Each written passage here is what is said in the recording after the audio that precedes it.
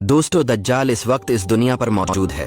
दज्जाल अभी आया नहीं है और किसी को पता नहीं है कि दज्जाल इस वक्त कहाँ है और आखिर में ज़मीन के किस हिस्से से निकलेगा। लेकिन पूरी इस दुनिया पर एक ऐसा सहाबी गुजरा है जिन्होंने दज्जाल को देखा भी है, इससे मुलाकात भी की है और इससे बातचीत भी की है। दोस्तों, वीडियो को ज़रा गौर से सुनिएगा। एक मर्तबा हमारे नबी सल्लल्लाहु अलैहि वसल्लम ने अचानक अपने सहाबा को जमा फरमाया और ख़ुतबा देने के लिए मेंबर पर तशरीफ़ फरमा हो गए और नबी करीम सल्लल्लाहु अलैहि वसल्लम ने फरमाया कि अमीमदारी ने मुझे बताया कि वो 30 अफराद थे और किश्ती में वो सफ़र कर रहे थे कि तूफ़ान आ गया और वो भटक गए।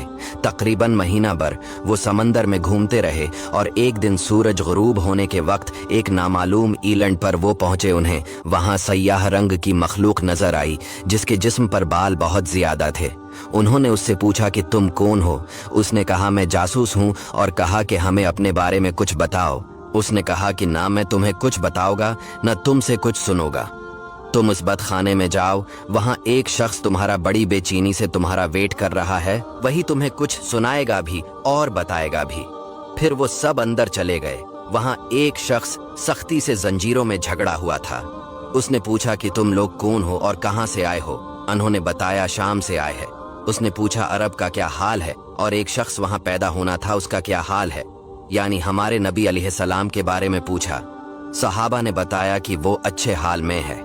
पहले तो उनकी मुखालफत हुई, लेकिन अब वो तमाम अरब पर वो गालिब हो गए हैं। ये सुनकर उस शख्स ने 3 चीखें मारी और बोला कि मैं दज्जाल हूँ और कहता है अनकरीब में आज़ाद हो जाऊंगा और ज़मीन का चप्पा चप्पा में गुम होगा और इसका कोई हिस्सा नहीं छोड़ोगा सिवाय मदीना के, क्योंकि मुझे में वहाँ जाने की ताकत ना होगी। और एक रिवायत की रोशनी में ये बात भी कही जाती है कि दज्जाल को हज़रत सुलेमान अलैहिस्सलाम ने कैद किया था। दज्जाल का फितना तारीख में एक बहुत बड़ा खतरनाक फितना है। दज्जाल का जो हलिया बताया गया है वो ये है कि दज्जाल एक जवान मर्द होगा, लंबा कद होगा, एक आंख से काना होगा और एक आंख खून आलूद हो गए। दज्जाल की पेशानी चौड़ी होगी और उसकी पेशानी पर लिखा होगा काफिर, जिसको हर मुसलमान पढ़ेगा और काफिर को नजर ना आएगा। दज्जाल के निकलने से पहले दुनिया बहुत बुरी हालत में होगी। इसके निकलने से पहले 3 साल पहले इस दुनिया में खशक साली फैली होगी। दीन के मामले में लोगों में कमजोरी पैदा हो चुकी होगी।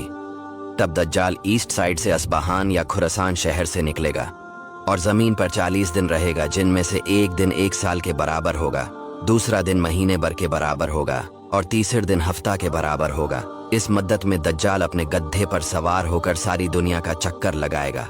दज्जाल के इन फितनों की वजह से अहले ईमान सख्त परेशान और तंगी के आलम में भागकर दुखान नामी पहाड़ में पनाह लिए हुए होंगे। लेकिन दज्जाल उनका पीछा करके पहाड़ का गैरा करेगा। तब अल्लाह पाक हजरत ईसा अलैहिस्सलाम को नाजिल फरमाएगा। जब हजरत ईसा अलैहिस्सलाम इस दुनिया में आ जाएंगे तो उनको देखते ही दज्जाल ऐसे मेल्ट होगा जैसे पानी में नमक मेल्ट होता है। आप अलैहिस्सलाम दज्जाल को मकाम लित पर कत्ल करेंगे और उसके फॉलोअर्स में से किसी को भी जिंदा नहीं छोड़ेगा। ये फितना बहुत शदीद होगा। नबी पाक अलैहिस्सलाम ने फरमाया कि जो सूरह कहफ की पहली 10 आयतें याद करेगा दज्जाल के फितने से महफूज रहेगा।